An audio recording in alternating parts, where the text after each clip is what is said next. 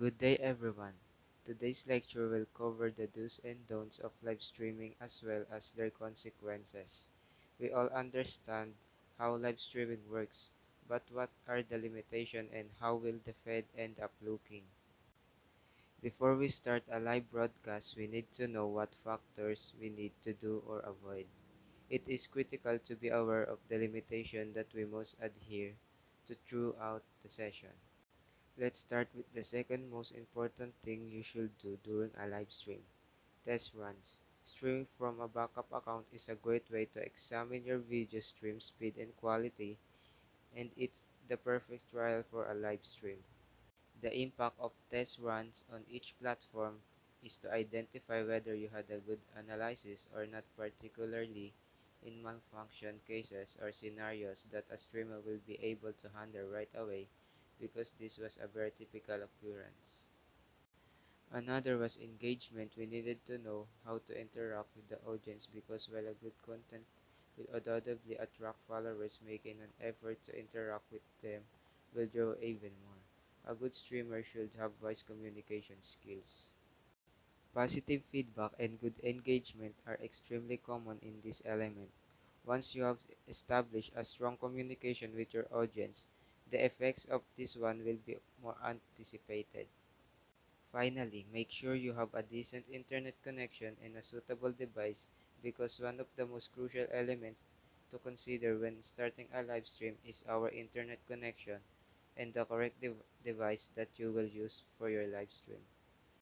It is critical for every streamer to have a strong connection and a working device, since it allows them as well as users to accomplish our jobs effectively without too much problem. Engagement viewers will undoubtedly rise if your presentation is smooth and of high quality. Lastly, keep lighting and camera perspective in mind. Lighting and composition are vital in any visual media, but they are especially crucial if they are going to be seen by a big audience.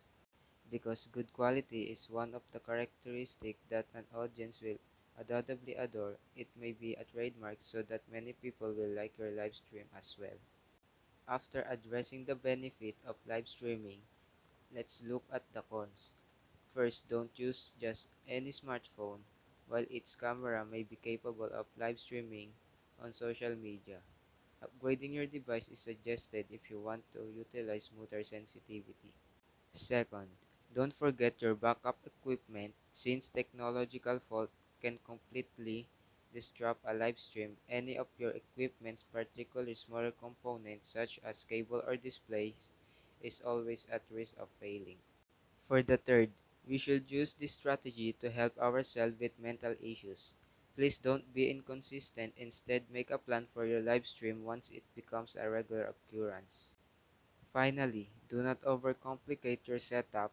Instead, use an approach that suits your feelings, such as obtaining only the most essential and dependable streaming device.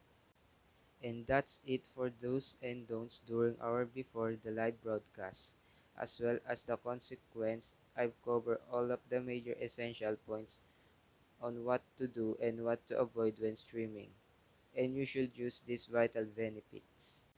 To wrap this up, this will take place all over the quality and quantity of what the streamer should do during the actual live stream.